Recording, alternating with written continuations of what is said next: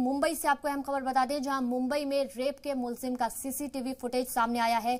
साकीनाका इलाके में दिखा था मुलजिम मोहन, इसका नाम बताया जा रहा है। जुमेरात की रात का बताया जा रहा है ये वीडियो। साकीनाका इलाके के सिक्योरिटी एहलकार ने जानकारी दी। रात 8 बजे बहन के घर के लिए निकली थी मुतासिरा। ये सीसीटीवी जुमेरात की रात का मुंबई में साकीनाका इलाके में खातून के साथ रेप करने वाले मुलजिम मोहन चौहान का है।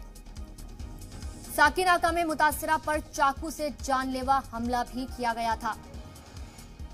तो एक बार फिर से जिस तरह से लगातार जुल्म हो रहा है खवातीन पर, एक और मामला सामने आ गया है और मुंबई में रेप के मुलजिम का सीसीटीवी फुटेज भी सामने आ गया है।